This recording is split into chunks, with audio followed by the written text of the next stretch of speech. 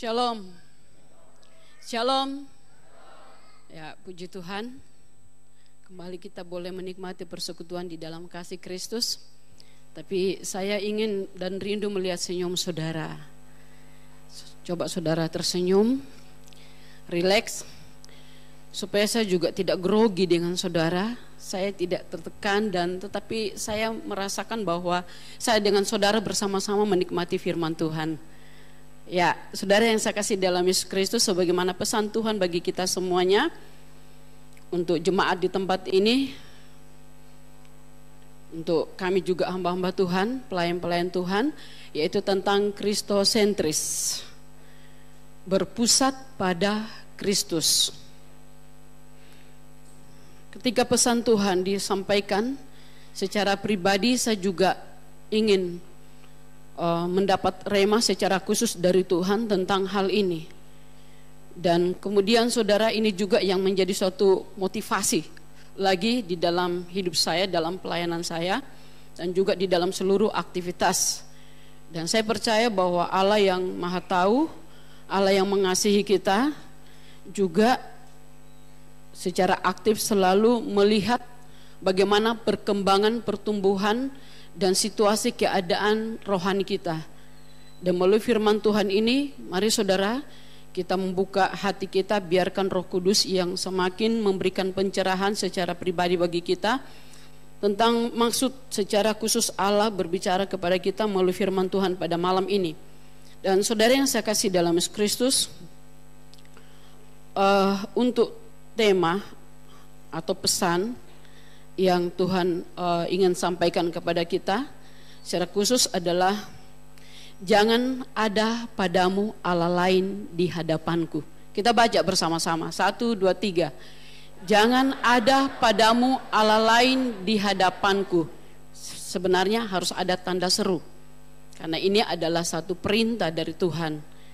Dan saya percaya bahwa ini adalah suatu hal yang harus kita deteksi di dalam hidup kita, supaya memang sungguh-sungguh bukan kita hanya katakan berpusat kepada Kristus, bukan hanya kita lihat dari segi materi atau kehidupan kita bahwa Yesus itu sumber dari segala berkat dalam hidup kita, sumber perlindungan dan segala sesuatu yang kita butuhkan, tetapi juga berbicara soal posisi Tuhan di dalam hidup kita. Bagaimana posisi Tuhan atau bagaimana kita menempatkan Tuhan sebagai satu pribadi yang juga punya kedaulatan dan punya hak penuh atas kehidupan kita. Karena Allah yang menciptakan kita, Allah yang punya tujuan dan rencana dalam hidup kita. Bukan kita punya rencana atau tujuan sendiri, tetapi Allah yang memiliki tujuan dan rencana, dan kita ingin supaya segala sesuatu yang Tuhan, bukan hanya kita, tetapi Tuhan secara khusus ingin supaya segala sesuatu yang Dia rancangkan di dalam hidup kita, kita memang menikmatinya dan kita menjalaninya, tetapi tidak hanya dari pihak Tuhan saja yang beracara, tetapi kita dari pribadi kita, dari respon kita, dari penempatan kita secara pribadi di dalam kehidupan kita tentang Tuhan. Saudara yang saya kasih dalam Kristus, kita baca di dalam Ulangan. Yang pertama tentang Israel, bangsa pilihan Tuhan. Ulangan pasal 7 ayat 6 dan juga beberapa ayat selanjutnya. Kita baca bersama-sama, silakan saudara juga yang bawa Alkitab bisa baca, juga bisa lihat di LCD. Kita baca 1, 2, 3. Sebab engkaulah umat yang kudus bagi Tuhan Allahmu. Engkaulah yang dipilih oleh Tuhan Allahmu dari segala bangsa di atas muka bumi untuk menjadi umat kesayangannya. Bukan karena lebih banyak jumlahmu dari bangsa manapun juga, maka hati Tuhan terpikat olehmu dan memilih kamu. Bukankah kamu ini yang paling kecil dari segala bangsa? Tetapi karena Tuhan mengasihi kamu dan memegang sumpahnya yang telah diikrarkannya kepada nenek moyangmu, maka Tuhan telah membawa kamu keluar dengan tangan yang kuat dan menebus engkau dari rumah perbudakan, dari tangan Firaun, raja Mesir.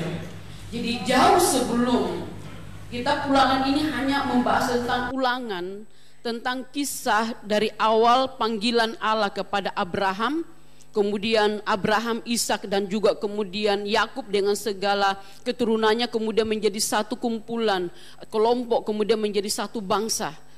Dan kita tahu bahwa sebelum Abraham dipanggil, manusia atau segala keturunannya pada waktu itu sudah berada dalam keadaan yang memberontak atau berdosa kepada Tuhan, sehingga Allah memanggil Abraham secara khusus. Dan kemudian saudara, kita tahu bahwa di situ Allah mengadakan perjanjian dengan Abraham. Allah mengadakan perjanjian, saudara bisa baca di dalam Kejadian 12 tentang apa yang Allah nyatakan atau sampaikan kepada Abraham tentang berkat-berkat yang khusus diberikan kepada Abraham dan dikatakan juga kepada keturunannya. Dan di dalam ulangan ini kembali diingatkan supaya bangsa Israel itu mengingat dan menyadari akan tujuan Allah di dalam hidup mereka. Jadi tidak lagi berbicara kepada Abraham tetapi kepada keturunan Abraham. Itu diingatkan lagi. Dan bukan hanya satu kali, dua kali. Berulang-ulang Allah selalu mengingatkan apa yang menjadi perjanjiannya dengan Abraham dan apa yang menjadi rancangannya untuk bangsa itu.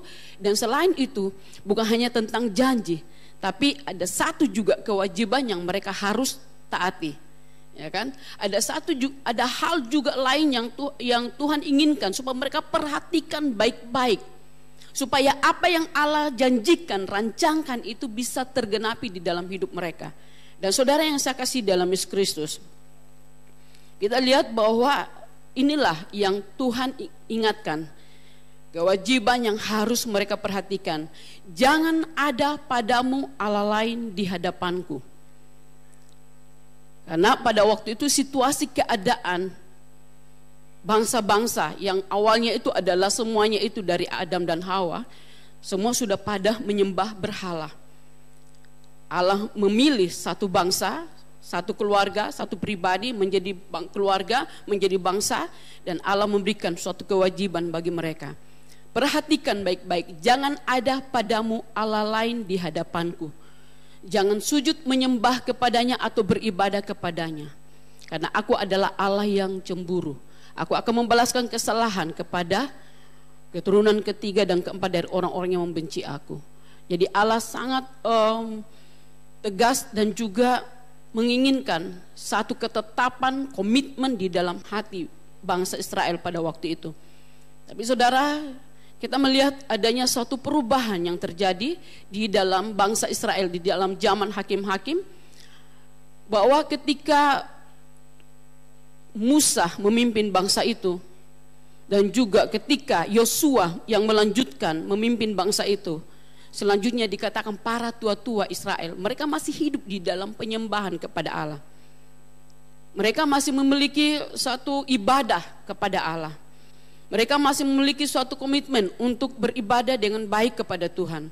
Tetapi setelah zamannya Musa dan juga Yosua, dan bahkan dikatakan di dalam Yosua, di dalam Hakim-Hakim pasal 1, Hakim-Hakim pasal 2, bahwa sepanjang bangsa Israel di bawah pemerintahan Yosua dan juga para tua-tua Israel, mereka masih beribadah kepada Tuhan. Tetapi setelah Musa, setelah Yosua meninggal, dalam masa kurang lebih 480 tahun, dengan hakim-hakim 13 orang yang silih berganti. Ada yang 40 tahun dipakai oleh Tuhan atas mereka, bermacam-macam tahun lamanya, kemudian juga tempat. Tetapi yang jelas bahwa keadaan Israel atau keadaan bangsa Israel pada waktu itu tidak menentu, saudara. Dikatakan bahwa dalam Hakim-Hakim 17, 21, pada zaman itu tidak ada raja di antara orang Israel, dan setiap orang berbuat apa yang benar menurut pandangannya sendiri. Apakah tidak ada hukum? Apakah tidak ada perintah? Apakah tidak ada firman Allah pada waktu itu? Kita tahu bahwa mungkin secara tertulis dan secara lengkap seperti yang kita punya, itu mungkin tidak ada. Tetapi kita tahu bahwa sebelum segala sesuatu terjadi, Allah sudah berulang-ulang mengingatkan mereka. Pidato terakhir dari Yosua dalam pasal 24 Yosua, 42 dikatakan pada waktu itu Yosua juga mengumpulkan bangsa Israel dan kemudian mengadakan persembahan dan kemudian mengadakan satu perjanjian lagi kepada mereka. Berjanjilah bahwa kamu tidak akan menyembah kepada Allah-Allah lain. Yosua mengingatkan mereka supaya mereka komitmen dengan Tuhan, supaya mereka sungguh-sungguh mengikuti Tuhan. Mereka dengar, saudara, dibacakan, Taurat itu dibacakan kepada mereka, dan mereka tahu. Dan di dalam kitab Ulangan 6 ayat 6 dikatakan bahwa satu perintah yang diberikan kepada bangsa Israel adalah beritakan firman Allah itu ketika engkau duduk, ketika engkau berjalan, ketika engkau berbaring, ya kan?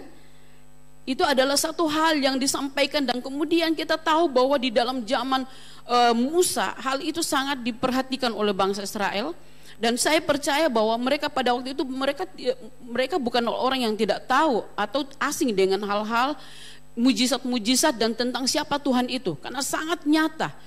Dari mulut ke mulut mereka tahu. Orang yang seperti pelacur itu, saudara, itu walaupun tidak melihat tetapi dia mendengar saja tentang mujizat-mujizat yang dilakukan oleh Musa, dia sudah ketakutan. Dia sudah percaya kepada Allah Israel.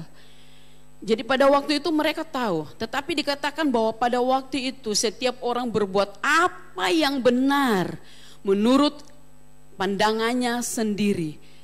Hati mereka jadi raja. Mereka tidak lagi memperhatikan apa yang menjadi aturan-aturan, ketetapan dan perintah Allah dan hukum Taurat pada waktu itu. Dan saudara, apa yang terjadi? Kita tahu bahwa siklus rohani yang terjadi. Kalau saudara membaca di dalam kitab Hakim-Hakim itu, dari 13 Hakim-Hakim, yang terjadi pada waktu itu adalah mereka murtad, menyembah berhala. Bangsa Kanaan yang mereka masuki, yang orang Amori, orang Yebus, orang Girgasi, kemudian orang Kanaan yang ada di yang daerah yang mereka masuki pada waktu itu, Allah sudah katakan bahwa tumpas mereka. Mereka sudah diberi kesempatan 400 tahun supaya mereka bertobat, tetapi mereka tidak bertobat. Jadi tidak ada gunanya, saya murka kepada mereka dan tumpas mereka. Tetapi ketika mereka masuk di tanah Kanaan, mereka tidak bersihkan, mereka tidak halau semua penduduk-penduduk yang ada di dalam tanah Kanaan itu yang adalah penyembah berhala. Akhirnya saudara, mereka terpengaruh dengan penyembah-penyembah berhala yang ada di Kanaan itu, yang ada di daerah-daerah itu. Mereka kemudian ikut terpengaruh. Mereka kemudian ikut menyembah Allah-Allah atau dewa-dewa yang ada di bangsa Kanaan atau yang ada di bangsa-bangsa itu. Dan kemudian mereka jatuh dalam ibadah mereka dan juga hubungan mereka dengan Tuhan. Dikatakan mereka sudah murtad. Mereka meninggalkan Tuhan. Ketika hal itu terjadi, mereka mengalami penindasan. Allah membiarkan bangsa-bangsa itu menindas mereka. Bangsa asing mengambil apa yang mereka panen mereka, apa yang mereka miliki pada waktu itu dirampas, kemudian mereka diperbudak dan mereka kemudian diperlakukan dengan tidak baik, yang namanya saudara penjajahan yang mungkin bangsa kita pernah mengalami, bahwa tidak ada yang baik yang mereka rancangkan atau pikirkan, pasti adalah perbudakan, penindasan dan juga perampasan. Itu yang mereka alami. Dan ketika mereka sedang mengalami situasi seperti itu, mereka kemudian berseru dengan Tuhan. Tuhan, minta ampun, kami bertobat, kami tobat. Karena mereka menyadari mereka mengalami penindasan seperti itu karena mereka meninggalkan Tuhan. Mereka tidak menyembah lagi kepada Tuhan. Dan kemudian saudara, ketika mereka berseru kepada Tuhan, Allah disitulah kemudian Allah mengutus, memanggil orang-orang yang Tuhan urapi dengan Roh Kudus pada waktu itu, panggil kemudian bebaskan mereka. Bebaskan mereka. Yang mungkin saudara, kalau saudara lihat di dalam bangsa kita tidak terlalu susah, karena seperti di antara suku-suku atau bangsa kita, daerah-daerah tertentu ada pahlawan-pahlawan, ya, kemudian yang muncul untuk membebaskan, untuk berperang seperti Patimura, Hasanuddin, ya mungkin seperti itu. Dan kemudian tetapi kita lihat ini ada sehubungan dengan hal-hal rohani atau tentang umat Tuhan. Dan kemudian para hakim ini membebaskan bangsa itu. Kemudian dikatakan sesaat mereka menyembah lagi kepada Tuhan. Mereka beribadah lagi kepada Tuhan. Tetapi kemudian mereka murtad lagi. Mereka tidak tahan, kemudian mereka menyembah lagi kepada berhala-berhala. Dan ini terus yang silih berganti, siklus yang terjadi. Silih berganti sampai selama 480 tahun, saudara. Kalau secara mungkin saudara sebagai orang tua terhadap anak, kalau ada sesuatu yang saudara berikan aturan, ketetapan, kemudian seperti ini yang terjadi, sejenak mereka ingat, habis itulah bikin lagi. Bagaimana saudara? Orang bilang mungkin panas hati, kesal, jengkel, atau mungkin ada yang dicambuk saudara. Tapi yang jelas bahwa Tuhan kecewa.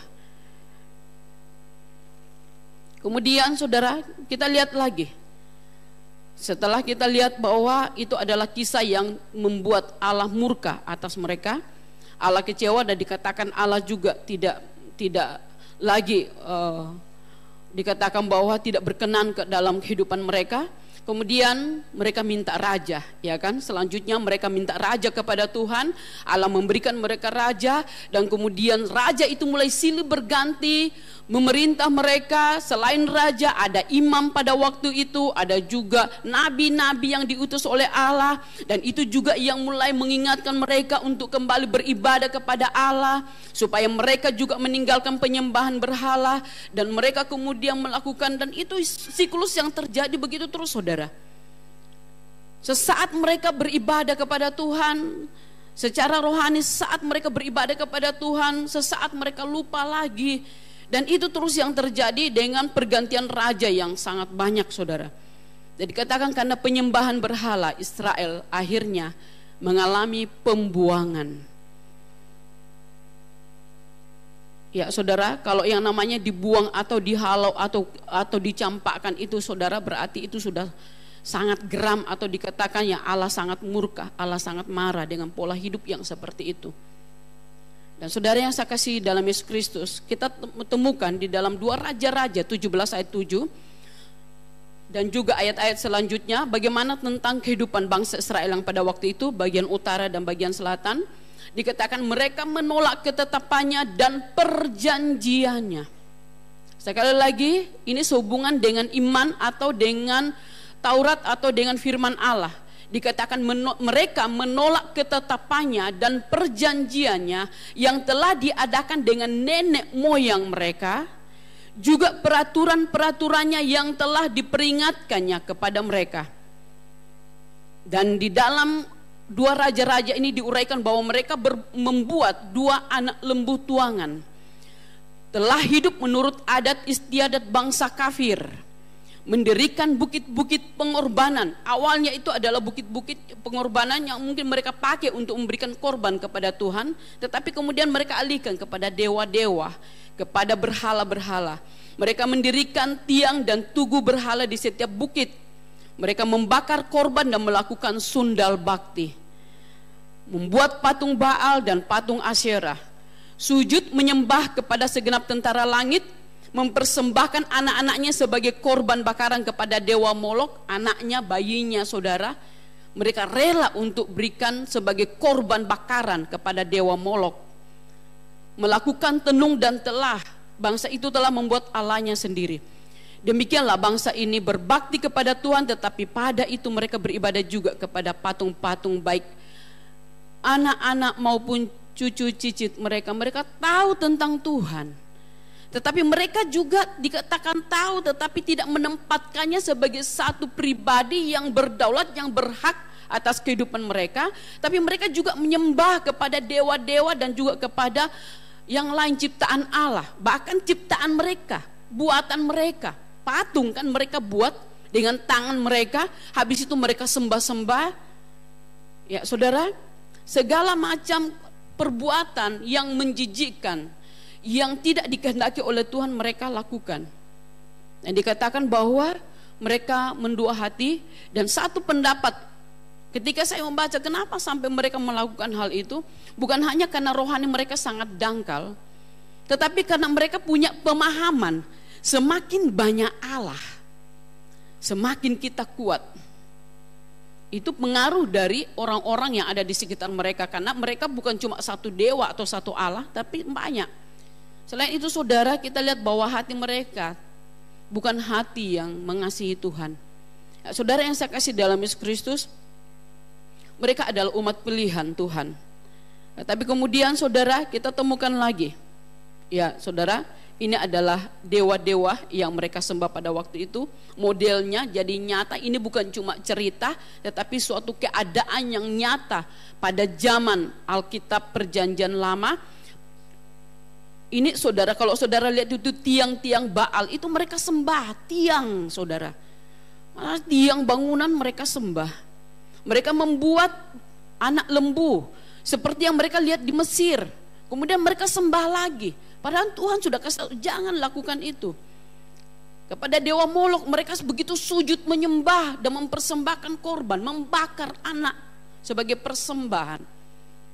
Sudah, kalau saudara mereka tahu bahwa, atau mereka tidak punya pemahaman, jadi mungkin mereka pikir kalau orang, ya saya ingat orang tua saya lalu, ya bapak saya lalu itu adalah penyembah atau dinamisme. Ketika dia di antara di rumah itu, di dekat rumah itu ada pohon besar, ada sungai. Mungkin berpikir pada waktu itu, aduh siapa yang bikin ini sungai ya? Siapa yang bikin ini pohonnya? Dan kemudian dia pergi di situ. Itu dikatakan karena mungkin tidak ada firman. Tapi dari dengar, kemudian cerita bahwa kau harus lakukan seperti ini, lakukan seperti ini. Saya ingat saudara, ketika dia membuat satu tempat untuk penyembahan, itu 3 susun. Saya pikir begini, mungkin gambaran itu bahwa ada, ya saya bilang itu ada sedikit sih bayangannya tentang Tritunggal. Tetapi saudara, arahnya bukan kepada Tuhan, ya tetap menyembah kepada alam atau tetap menyembah kepada roh-roh jahat. Itu tidak benar. Tapi saudara, kita lihat bahwa mereka bukan orang yang buta atau tidak tahu sama sekali tentang Tuhan. Dikatakan tadi bahwa mereka menyembah kepada Tuhan, tetapi mereka juga menyembah kepada dewa-dewa. Dan ini ada satu hal yang Tuhan paling benci. Dikatakan Allah itu cemburu melihat hal itu. Tidak menginginkan orang yang diciptakan itu memiliki hati yang lain atau sembahan yang lain.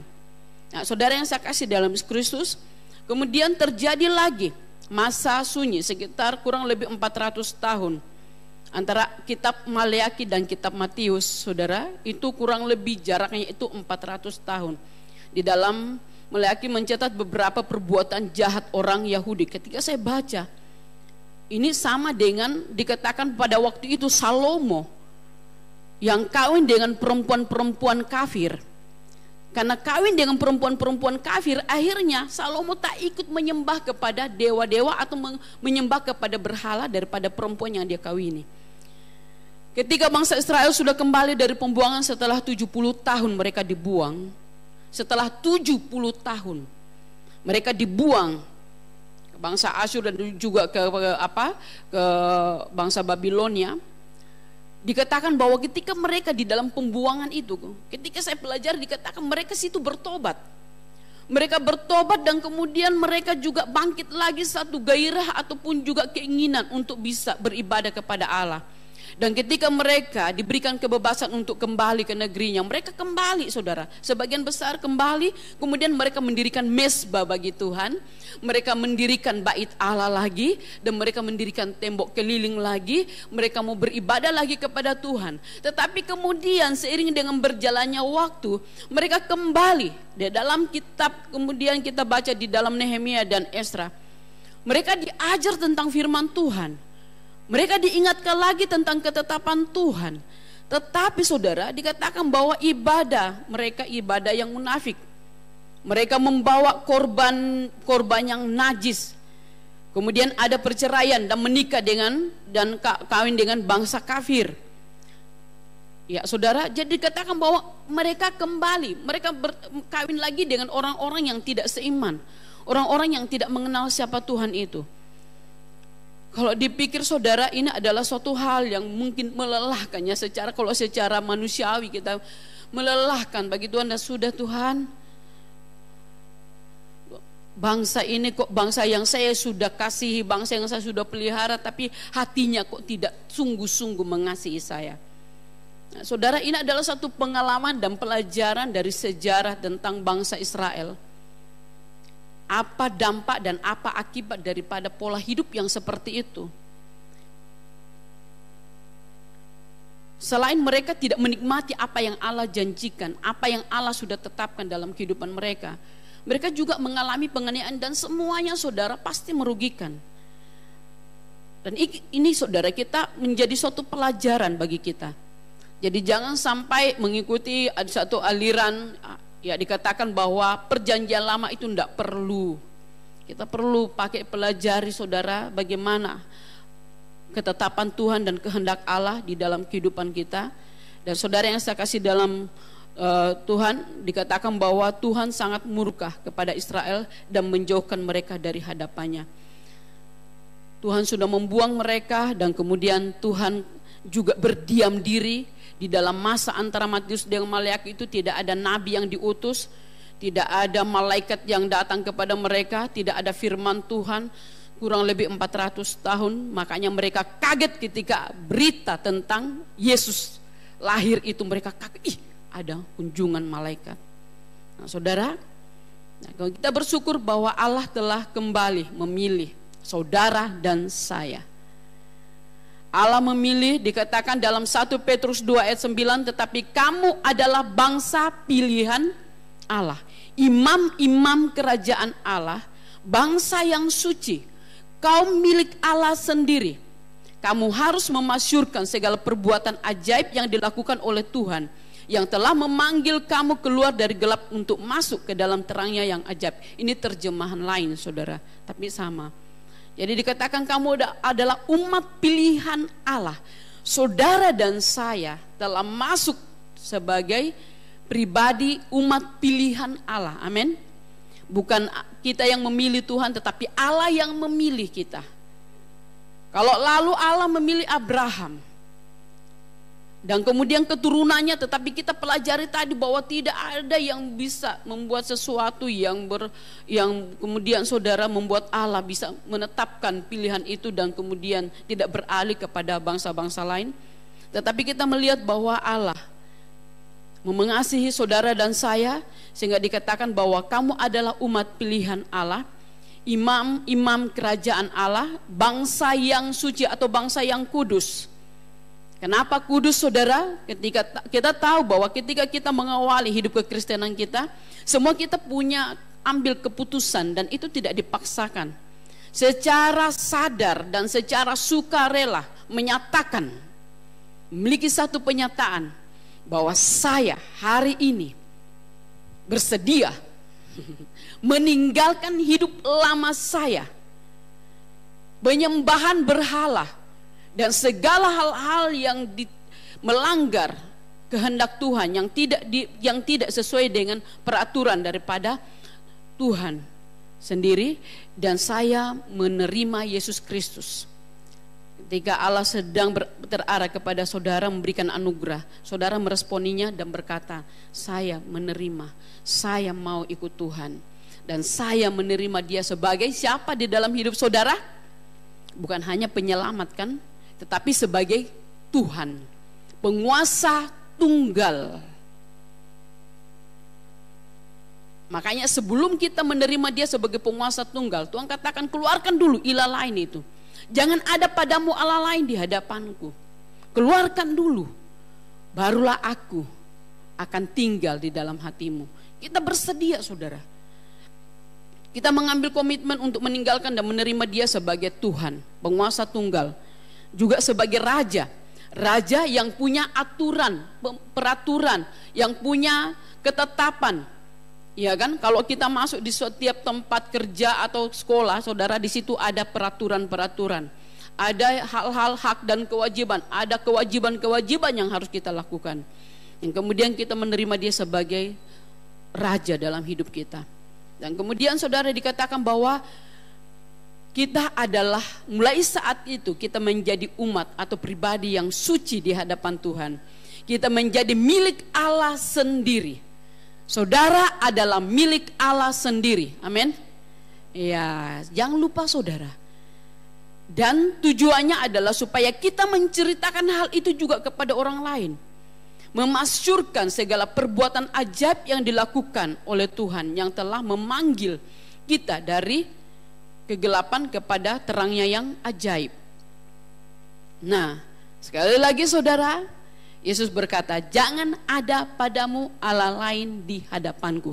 Ingat, dalam situasi keadaan apapun, kondisi apapun, kita bisa terpengaruh dengan tawaran-tawaran, dengan segala bentuk strategi si jahat yang ingin masuk atau ingin mengambil kedudukan atau mengganggu posisi Tuhan dalam hidup kita. Sekali lagi Yesus berkata, aku datang bukan untuk meniadakan hukum Taurat. Berarti tetap berlaku, jangan ada padamu Allah lain di hadapanku. Allah lain apakah itu saudara? Nah, dikatakan ini saudara, hal-hal yang mungkin lazim, yang bukan mungkin, yang kita juga punya dalam hidup kita. Nafsu itu saudara pasti ada, nafsu makan silakan, nafsu tidur, nafsu itu wajar, dan itu memang harus ada. Kalau tidak saudara, kita sudah mati. Tetapi kalau ada tambahan hawa, berarti adalah sesuatu yang berlebihan, sesuatu yang sudah tidak kudus lagi, yang tidak benar lagi. Apa yang Allah katakan sehubungan dengan hawa nafsu? Ini adalah mungkin kita tidak menyembah kepada berhala, dewa-dewa, tidak ada patung. Tetapi saudara, di dalam diri kita ini bisa muncul hal-hal yang dapat menjadi, dikatakan yang sama dengan menyembah berhala. Di dalam Kolose 3 ayat 5, karena itu, kita baca bersama-sama 1, 2, 3. Karena itu, matikanlah dalam dirimu segala sesuatu yang duniawi, yaitu percabulan, kenajisan, hawa nafsu, nafsu jahat, dan juga keserakahan yang sama dengan penyembahan berhala. Hanya saudara yang tahu, karena ini berbicara secara internal kita atau di dalam pribadi kita, di dalam hati dan di dalam pikiran kita. Ini tidak terlalu, mungkin bisa saja orang tidak tahu, tidak terekspos keluar. Tetapi di dalam pikiran, di dalam perasaan, di dalam motivasi, di dalam keinginan-keinginan, itu bekerja di dalam diri kita. Kalau dia terekspos keluar, ya mungkin orang langsung katakan, jangan. Ya itu saudara, itu kalau sudah seperti itu saudara, ya mungkin ada juga mungkin yang bisa orang kelihatan, tetapi bisa orang mungkin katakan atau nasihati sama kita, jangan lakukan seperti ini. Tetapi kalau diam-diam, kita tidak tahu, sementara kita di tempat tidur, sementara kita duduk-duduk, atau sementara kita nonton, atau sementara kita sedang pegang gadget, kemudian muncul itu pikiran cabul, itu kenajisan, kemudian ada hawa nafsu. Ini berbicara soal kedagingan, keinginan-keinginan yang tidak benar di dalam diri kita sebagai manusia, nafsu jahat dan juga keserakahan, dikatakan yang sama dengan penyembahan berhala. Deteksi saudara, orang kalau ke dokter itu sebelum dia dikasih obat, dia diperiksa dulu kan, ya mulai diperiksa dulu, oh ini sakit ini, kalau itu penyakit dalam tubuh kita. Tetapi kita yang harus sekarang berhadapan atau setiap saat berhadapan dengan firman Allah. Itu sebabnya setiap saat kita baca firman Tuhan supaya kita semakin dideteksi. Karena firman itu dikatakan bekerja sampai di sumsum, tempat yang paling dalam, dalamnya tulang. Ada yang tersembunyi, ada yang tidak beres, dia akan korek di situ dan kasih keluar. Ya kan? Itu firman, kekuatan firman. Ya, saudara, hal yang berikutnya, mencintai manusia. Sekali lagi mungkin bukan berhala, atau kita mungkin tidak lagi pergi ke tempat-tempat yang ada hubungannya dengan penyembahan berhala. Tetapi dalam hidup kita ini adalah suatu hal yang ada di sekitar kita setiap saat. Mencintai manusia lebih dari Tuhan.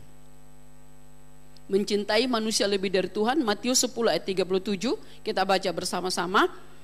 Barang siapa mengasihi bapa atau ibunya lebih daripadaku, ia tidak layak bagiku.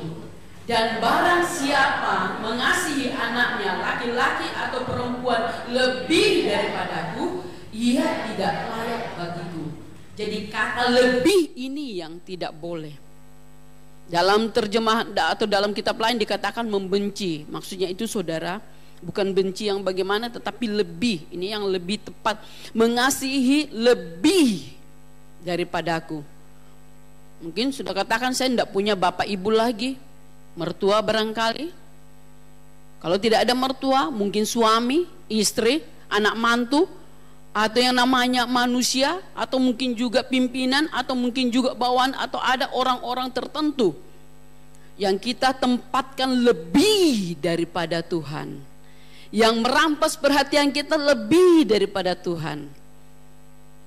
Saudara bisa lihat dan uji itu di dalam hidup saudara. Mengikuti kehendak mereka lebih daripada kehendak Tuhan. Mengikuti saran mereka ataupun juga keinginan mereka lebih daripada keinginan Tuhan. Mengikuti kemauan mereka, tahu hari Minggu kemudian saya mau pergi dengan teman, saya diajak oleh teman, saya diajak oleh keluarga, saya begini. Jadi nanti minggu depan lagi kita beribadah. Ibadah adalah hal yang utama. Ini masalah prinsip saudara. Jadi bukan berarti saudara kita tidak menghormati. Firman Tuhan juga katakan, hormatilah ayah dan ibumu, hormatilah orang tuamu, kasihilah mereka. Tetapi yang lebih daripada Tuhan jangan. Punya suami atau istri, jangan mengasihi suami atau istri lebih daripada Tuhan. Itu sudah berhala. Jangan mengasihi anak lebih daripada Tuhan. Saudara bisa deteksikan suatu saat mungkin ada sesuatu lain mau beribadah atau mau melakukan apa yang Tuhan perintahkan atau inginkan, tetapi karena orang-orang ini yang mungkin ya bisa saja saudara lebih daripada Tuhan, atau mungkin mempengaruhi saudara atau mengajak saudara. Nah ini saudara, sudah waktunya kita memiliki satu prinsip di dalam hidup kita. Jangan sampai yang namanya kristosentris, itu artinya berpusat kepada Tuhan.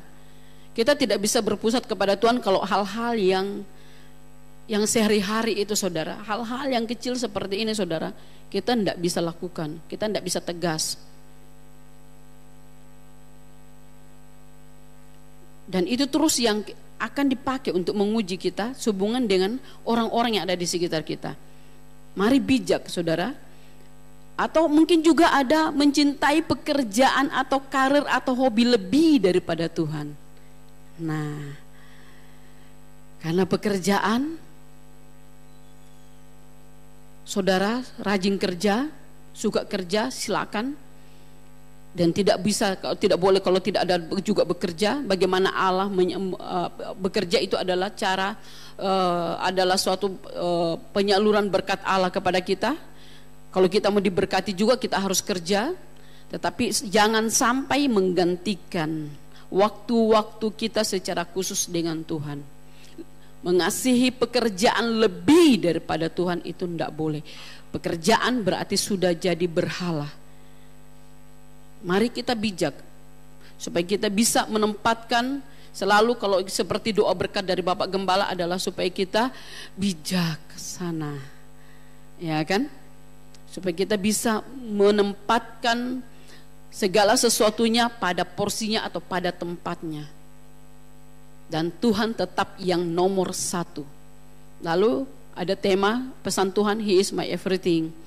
Tahun kemarin segala sesuatu adalah dari Dia, oleh Dia, dan kepada Dia. Hampir sama dengan tahun ini, semakin meningkat lagi. Ada anak-anak berkata begini, aduh tema ini Kak Milka sangat berat leh, kristosentris. Semakin lama semakin ini semakin tinggi kadarnya, semakin tegas pesan Tuhan bagi kita. Tuhan membawa kita dari kemuliaan kepada kemuliaan yang lebih besar. Jadi Allah tahu hati saudara, Allah tahu bahwa saudara mengerti firman Tuhan. Sehingga Allah menegaskan hal ini di dalam kehidupan kita, bahwa Tuhan harus yang nomor satu segala-galanya. Nah, harta benda dalam 1 Timotius 6 ayat 10. Kita baca bersama-sama bahwa berkata bahwa akar dari segala kejahatan adalah cinta uang. Sebab oleh memburu uanglah beberapa orang telah menyimpang dari iman dan menyiksa diri dengan berbagai-bagai duka karena memburu uang. Bayangkan saudara, bagaimana sudah kalau namanya memburu. Tadi ada lagu siang malam ku ingat Tuhan. Nah, kalau ini bukan seperti itu. Mungkin siang malam ku ingat uang. Amsal berkata, di mana hartamu di situ hatimu. Jangan saudara, jangan. Kalau sudah terjadi seperti itu, maka yang menjadi berhala adalah uang. Akar dari segala kejahatan adalah cinta. Namanya cinta lebih daripada Tuhan. Cinta uang lebih daripada Tuhan. Itu akan mengakibatkan penyimpangan dari iman. Sebab oleh memburu uanglah beberapa orang telah menyimpang dari iman. Menghalalkan segala cara. Yang penting untung, yang penting doi. Makan orang yang penting uang. Orang rugi yang penting kita dapat doi. Ya kan? Segala macam cara saudara, jangan. Berkat itu dari Tuhan. Amsal berkata bukan jeri lelah kita tidak menambahinya. Berkat itu dari Tuhan. Carilah dahulu kerajaan Allah dan kebenarannya, maka semuanya akan ditambahkan kepadamu. Allah sudah menetapkan saudara bahwa kita diberkati Tuhan. Yang penting jangan kita memberhalakan apapun yang ada di dunia ini. Kita lihat tadi di dalam masa hakim-hakim yang ada di dalam masa bangsa Israel saudara. Mereka menyembah Tuhan tetapi tidak segenap. Masih ada hal-hal lain. Cara-cara hidup mereka saudara masih cara-cara yang lain. Dikatakan sebab oleh memburu uanglah beberapa orang telah menyimpang dari iman dan menyiksa dirinya dengan berbagai-bagai duka. Ini dampak-dampak yang terjadi kalau kita memberhalakan uang. Adat istiadat dalam Markus 7 ayat 9, Yesus berkata pula kepada mereka, sungguh pandai kamu mengesampingkan perintah Allah supaya kamu dapat memelihara adat istiadatmu. Sekali lagi, tradisi, adat istiadat atau apapun yang tidak ada dasar kebenarannya, itu akan kalau kita lakukan itu sudah melanggar firman Allah, itu sudah berarti menggantikan atau sedang membuat kita menduakan Tuhan. Allah tidak mau dinomorduakan. Allah mau berkerajaan di dalam hidup kita sebagai Tuhan dan sebagai Raja. Jadi kita semua punya latar belakang budaya, tradisi, daerah masing-masing. Tidak ada daerah yang tidak punya adat istiadat dan tradisi, kebiasaan-kebiasaan. Saudara, kita perlu pelajari dulu. Asal usulnya itu dari mana? Apa dasarnya? Apa dampaknya? Apa pengaruhnya? Apa manfaatnya? Kalau tidak ada dukungan dari firman Allah, jangan kita lakukan. Jadi kita harus memperhatikan dengan baik-baik bagaimana ketika ada kegiatan-kegiatan atau ketika ada hal-hal yang ada hubungannya dengan tradisi adat istiadat. Ya, kemarin ada seorang bapak yang datang, kemudian dia bercerita bahwa anak saya sudah masuk minta sebenarnya, tetapi kemudian tidak jadi. Kenapa? Karena mereka maunya kawin dengan adat istiadat. Dan saya pelajari, bapak ini masih baru bertobat, bahwa betul apa yang dilakukan itu saya tidak temukan ada di Alkitab tertulis. Jadi saya juga diam saja, saya juga cuma bilang ya memang saya sih juga tidak tahu. Kalau itu memang sesuai dengan imanmu dan tidak ada di dalam Alkitab, ya jangan lakukan. Nah, saudara, jadi kita harus kita jaga dari yang lain, tetapi kalau yang lain kita tolerir, ya sama saja saudara. Jadi seperti tadi dikatakan kita adalah umat yang kudus, yang disucikan. Kita jaga, jangan sampai ada pencemaran dari hal-hal lain. Kita sudah jaga supaya jangan kita memberhalakan orang lain, manusia, memberhalakan harta, memberhalakan segala pekerjaan, hobi atau yang lain-lain. Tetapi kalau dari lain ada celah, ya tetap ada haksa bagi si jahat untuk mengganggu, menghalangi rancangan Allah atau berkat Allah dalam hidup kita. Dan saudara, hidup berpusat pada Kristus hanya dengan cara, ya selain yang sudah dibagi-bagikan oleh Bapak Gembala dan yang lain, tetapi melalui firman Tuhan ini adalah satu hal yang kita harus perhatikan. Hukum yang terutama ialah, dengarlah hai orang Israel, Tuhan Allah kita, Tuhan itu Esa. Kasihilah Tuhan Allahmu dengan segenap hatimu. Kita baca bersama-sama dah. 1, 2, 3. Kasihilah Tuhan Allahmu dengan segenap hatimu, dan dengan segenap jiwamu, dan dengan segenap akal budimu, dan dengan segenap kekuatanmu. Mulai dari hati. Yesus ada di mana? Di hati. Segenap hati kita. Sebagaimana Yesus sudah menunjukkan penyerahan atau pengorbanannya dengan segenap hati, itu dari dalam hati. Saudara, ini tidak orang-orang tidak tahu, tetapi itu akan teraplikasi di dalam hati kita, itu di dalam jiwa kita, di dalam pola pikir kita, di dalam pola hidup kita, dan kemudian juga di dalam cara-cara hidup kita, akal budi, atau dengan di dalam kegiatan kita atau aktivitas kita. Jadi yang menentukan itu dari hati kita, baru akan mengalir ke jiwa.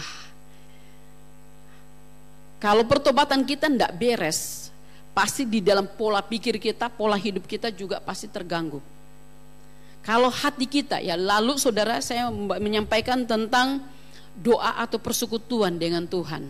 Yesus memberikan satu perumpamaan untuk menegaskan bahwa mereka harus selalu berdoa dengan tidak jemu-jemu. Bukan karena berkat, tetapi karena itu adalah satu cara untuk menjalin hubungan keakraban dengan Tuhan, persekutuan dalam roh dengan Tuhan, keintiman dengan Tuhan. Bukan hanya untuk penjagaan rohani kita, tetapi itulah komunikasi itu dengan orang itu, saudara, membuat kita jadi akrab, jadi kenal, jadi bersahabat. Kalau kita berkomunikasi dengan Tuhan, kita akan punya hubungan dengan Tuhan itu jadi akrab, jadi intim dengan Tuhan. Jadi kita bisa peka dengan segala hal. Dikatakan dengan segenap hatimu, tidak setengah hati, dengan segenap jiwamu, dengan segenap akal budimu. Akal budi. Saya tahu bahwa di sini ada berapa jemaat yang katakan dulu, ketika saya pergi gereja, ya tidak ada, suatu saat tidak ada uang taksi, saya berjalan, pagi-pagi saya sudah jalan supaya saya bisa tiba di gereja tepat pada waktunya. Karena banyak orang ketika hujan, ketika hujan, hujan, enak tidur. Hujan, Bapak Gembala pasti mengerti. Hujan, tidak ada payung, tidak ada mobil, yang ada motor. Saudara, kalau namanya akal budi itu namanya itu cari akal, bagaimana caranya supaya dia bisa sampai ke gereja, bawa payung. Kalau di kampung-kampung itu pakai apa itu? Daun pisang. Daun pisang. Atau tadi itu seperti ada ibu seperti tadi itu, dia tahu dia tidak punya uang taksi, dia tidak punya kendaraan, maka pagi-pagi sebelum jamnya sudah berangkat dari rumah, kemudian supaya dia bisa beribadah. Itu namanya segenap akal budi. Jadi saudara, bagaimana kita mengaplikasikan kasih yang segenap akal budi itu kepada Tuhan? Dengan cara-cara yang seperti itu, saudara. Jadi tidak ada kata tidak bisa, tetapi akal itu jalan dengan segenap kekuatanmu. Nah, fisik kita untuk Tuhan, tenaga saudara untuk Tuhan. Amin. Amin. Ya. tenaga kita untuk Tuhan, pikiran kita untuk Tuhan. Ada lagu sekolah minggu berkata, tanganku untuk Tuhan, kakiku untuk Tuhan, mulutku untuk Tuhan, semuanya.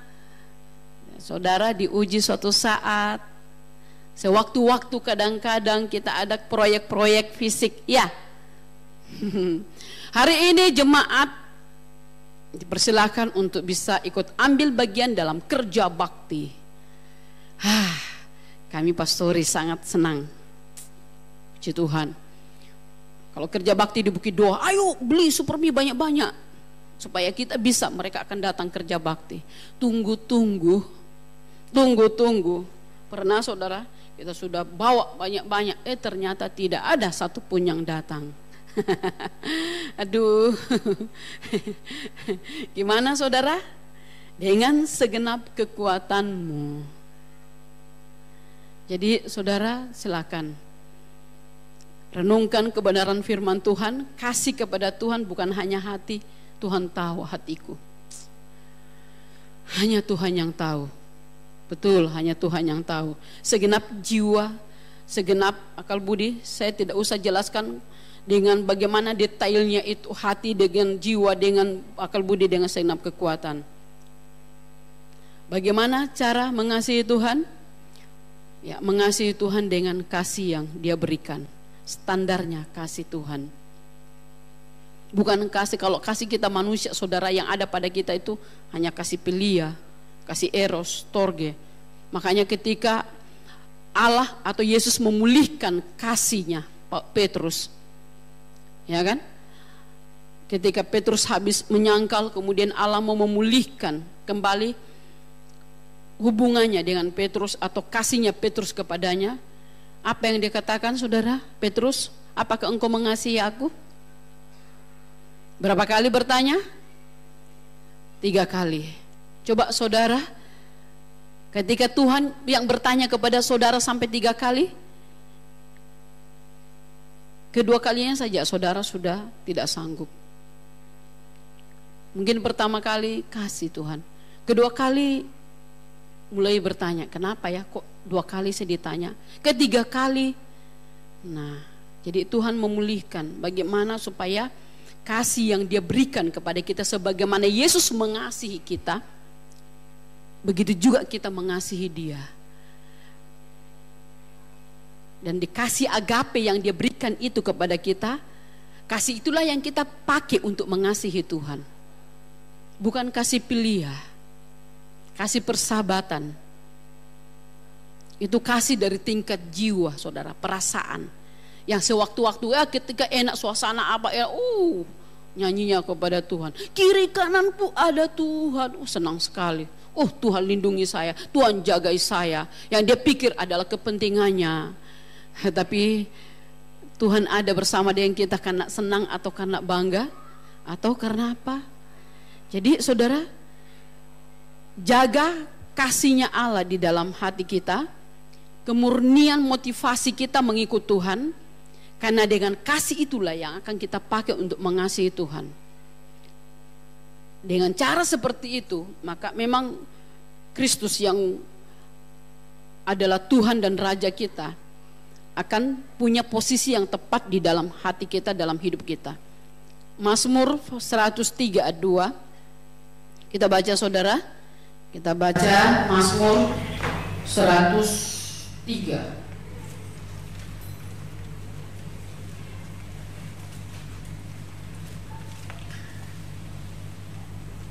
Pujilah Tuhan. Ya, kita baca sama-sama 1, 2, 3.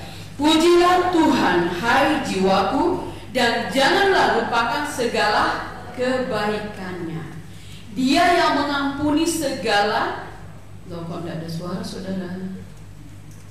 Kan saudara bawa Alkitab kan? Nah, mari kita baca bersama-sama. Mulai dari ayat 2. 1, 2, 3. Pujilah Tuhan, hai jiwaku, dan janganlah lupakan segala kebaikannya. Dia yang mengampuni segala kesalahanmu, yang menyembuhkan segala penyakitmu. Dia yang menebus hidupmu dari lubang kubur, yang memahkotai engkau dengan kasih setia dan rahmat. Saudara, secara etika manusia, etika dalam hidup kita. Kalau ada seseorang atau ada orang yang memberi kita bantuan atau menolong atau melakukan sesuatu yang baik bagi kita, pasti kita ingat, ya kan? Kita ingat kebaikan orang itu. Bahkan bisa juga suatu saat kemudian kita membalasnya. Kita pasti ingat. Kita namanya kemudian ada katakan kita berhutang budi. Nah, dengan Tuhan sebagai pribadi atau sebagai pribadi yang berdaulat, yang punya kuasa atas segala yang ada. Bukan hanya karena dia layak, karena dia menciptakan kita, tetapi dalam segala karya nyata yang dilakukan, pengorbanannya yang dia lakukan bagi kita, dengan segenap. Saudara, apakah itu tidak cukup bagi kita untuk mengingat bagaimana Allah mengasihi kita, dan tidak cukup bagi kita untuk membuat kita mengasihi Dia? Saudara baca Alkitab saudara dulu, Allah itu sangat mengasihi saya. Siapa saya? Bahkan selalu ada pengakuan bahwa engkau adalah umat yang kukasihi, kupilih dan kukasihi. Engkau adalah pribadi yang berharga bagiku. Segala macam kata-kata yang Tuhan ungkapkan. Bahkan ketika saudara baca Kidung Agung, bagaimana gambaran kasih Allah kepada kita. Dan bukan cuma kata-kata, tetapi dibuktikan di dalam pengorbanannya. Dari itu saudara, bagaimana sampai kita bisa mengasihi Dia? Jangan lupakan segala kebaikannya. Coba renungkan apa yang Allah sudah lakukan dalam hidup saudara secara pribadi. Apa yang saudara balaskan kepada Dia? Hanya satu yang Tuhan selalu inginkan, jangan ada padamu Allah lain. Jangan ada sesuatu pun yang lebih berharga di dalam dirimu daripada saya. Tempatkan saya. Dan ketika Allah berbicara seperti itu, Allah tidak berbicara dari kepentingan Tuhan, tapi untuk kita. Sekali lagi saudara, untuk kita. Kalau Yesus hanya memikirkan soal makan dan minum dengan hidup kita, untuk apa Dia mati di kayu salib? Ya kan? Cukup diterima tawaran dari orang-orang Yahudi pada waktu itu untuk menjadikan raja roti atau raja makan saat itu. Tetapi Yesus berpikir lebih daripada itu, sehingga Dia rela disalibkan. Dipikirkan yang lebih daripada itu. Nah, saudara menerima Yesus Kristus dalam hidup saudara, apakah hanya sekedar kita menempatkan atau menerima Dia hanya sekedar supaya saya diberkati, supaya saya disembuhkan, supaya saya tidak masuk neraka? Tapi saudara, mari kita pikirkan, Allah itu membutuhkan hati dan kasih kita. Saya berapa kali menerima ada orang yang memberikan saya, datang membawa perpuluhannya. Ada lagi yang titip kolekte, tapi jarang sekali masuk gereja. Titip kolekte, titip perpuluhan. Saya katakan suatu saat, saya katakan kepada dia, yang Tuhan cari itu bukan uang, tetapi hatimu, dirimu. Iya Kak Mika. Jadi saudara, kita melihat bahwa dengan kita mengingat segala apa yang Tuhan lakukan, itu akan membuat kita, Tuhan, so siapa saya ini Tuhan? Sampai saya begitu berharga, sampai Engkau mati di kayu salib bagi saya. Dan saudara, itulah yang menjadi satu hal yang patut kita perhatikan di dalam kehidupan kita, supaya kita memang sungguh-sungguh mengasihi Tuhan. Jangan ada ilah lain. Hal yang berikutnya adalah, jika seorang mengasihi aku, ia akan menuruti firman-Ku. Barang siapa tidak mengasihi aku, ia tidak akan menuruti firman-Ku. Jelas saudara, rasa berat untuk melakukan kehendak Tuhan itu kalau kita tidak punya hati. Jangan itu saudara, kita kerja saja, kerja apa saja yang kita lakukan setiap hari, kalau kita tidak punya hati atau hati kita lagi bermasalah, pasti jadi berat. Ya kan? Pasti semua jadi berat. Tetapi kalau hati kita lagi enjoy, lagi sukacita, lagi senang, wah, apalagi saudara, ketika kita mengasihi Tuhan, apapun, ya selalu ada gambaran kan dalam hidup kita sehari-hari. Biasanya Tuhan pakai itu bagaimana menggambarkan kita dengan Tuhan. Kalau saudara punya pasangan, ya ketika jatuh cinta tidak ada yang berat kan, semua ya, semua oke, sip. Apapun aku lakukan, karena kasih pada ini itu cuma kasih eros. Tetapi kalau kasih agape, mengingat Tuhan engkau yang berhak, kedua karena engkau sudah sangat baik bagi saya, maka apapun aku akan pusatkan hanya untuk menyenangkan hatimu. Jadi melakukan segala kehendak Tuhan, perintah Tuhan itu tidak berat, dikatakan ringan kalau kita mengasihi Tuhan. Berat kalau hati kita, kasih kita bermasalah dengan Tuhan. Kalau ada ilah lain, kalau ada pribadi lain, kalau ada berhala lain dalam hati kita akan berat. Tetapi kalau kita memang menempatkan dia sebagai satu pribadi yang paling utama dan yang tertinggi dalam hidup kita, tidak ada yang berat. Amin. Saudara, inilah yang Tuhan ingatkan kepada kita. Jadi dikatakan dalam terjemahan sehari-hari, menuruti apa yang kuajarkan kepadanya, melakukan apa yang ku kehendaki. Jadi saudara, mari kita sungguh-sungguh menjaga hubungan kita dengan Tuhan. Menjaga bagaimana cara kita menjalani aktivitas kita sehari-hari. Ini tidak hanya berbicara di dalam hal-hal rohani, tetapi sehari-hari aktivitas kita di rumah, di sekolah, di tempat kerja, dimanapun kita pergi, dimanapun kita berada, kita selalu mengingat, saya lakukan ini karena Tuhan. Lalu dibahas tentang apa saja yang kamu lakukan untuk Tuhan. Nah, ini saudara, dikatakan dia menempati tempat yang pertama dalam segalanya. Ini satu hal yang saya sampaikan kepada kita semuanya tentang bagaimana berpusat kepada Kristus. Jangan ada padamu Allah lain di hadapanku.